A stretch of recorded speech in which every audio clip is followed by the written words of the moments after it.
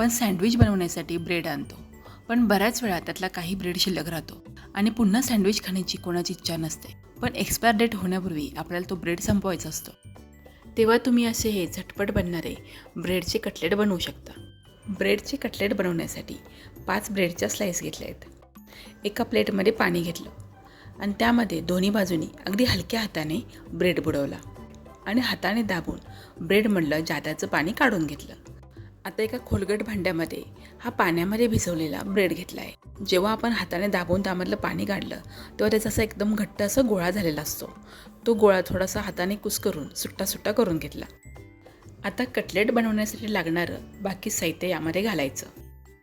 एक मध्यम आकाराचा बटाटा उकडून बारीक कुस्करून घातला आहे. त्याबरोबरच एक बारीक चिरला कांदा, एक बारीक चिरलेली ढोबळी मिरची, 2 बारीक चिरले हिरवी मिरची आणि मुठभर बारीक चिरली कोथिंबीर घातली.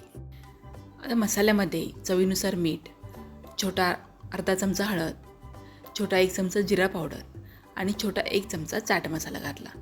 आता हे सगळे मसाले बटाटा ब्रेड छान मळून एकत्र करून घ्यायचे.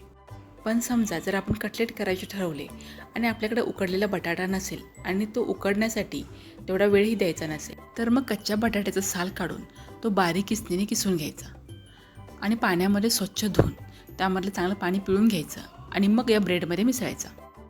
कटलेटचं मिश्रण तयार झालं आहे. आता त्याचे कटलेट बनवून घेऊ. मी इथे लांब आकाराचे कटलेट बनवलेत. तुम्हाला हवं असेल तर तुम्ही गोल आकाराचे कटलेट बनवू शकता. ह्या कटलेटच्या मिश्रणामध्ये उकडलेला मटार, बारीक किसलेला गाजरही घालू शकतो. ब्रेडच्या 5 स्लाईस आणि 1 बटाटा यामध्ये 7 कटलेट तयार होतात.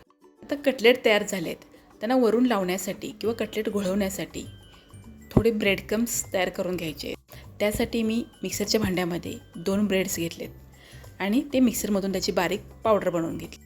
तुमच्याकडे जर ब्रेड शिल्लक नसेल तर मग त्याऐवजी जे आपले टोस्ट असतात ते टोस्टही तुम्ही मिक्सरमधून बारीक करून त्याचे ब्रेड क्रम्स बनवू शकता.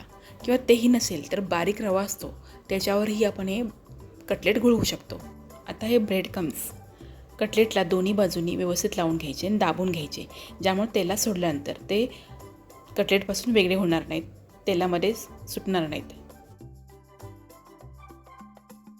आता हे कटलेट फ्राय करून घेऊ. त्यासाठी पॅनमध्ये मी तेल गरम करायला ठेवलं आहे आणि तेल चांगलं गरम झाल्यानंतर गॅस मध्यम केला आणि त्यामध्ये हे ब्रेडचे कटलेट एक एक करून ठेवले. आता हे मध्यम गॅसवरच फ्राय करून घ्यायचे आहेत, कारण ब्रेड क्रम्स खूप हलके असल्यामुळे ते लगेच करपतात.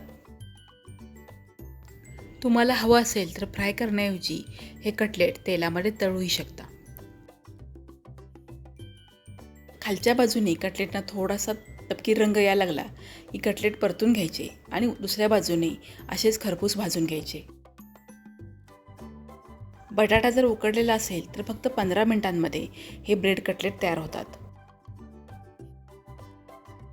आता ब्रेड घरी आणला आणि तो उरला तर त्याचं काय करायचं याचं टेन्शन घेण्याची गरजच नाही. भरपूर भाज्या घालून तुम्ही हे असे ब्रेड कटलेट बनवू शकता. आणि संध्याकाळी चहाबरोबर खाण्यासाठी जर तुम्ही असे कटलेट बनवणार असाल तर सकाळच्या वेळेत तुम्ही हे कटलेट बनवून फ्रीजमध्ये ठेवू शकता आणि आयत्या वेळेला हे फ्राय करून खाऊ शकता. वरून कुरकुरीत आणि आतून खुसखुशीत असे ब्रेड कटलेट तुम्हाला कसे वाटले कमेंटमध्ये नक्की लिहा.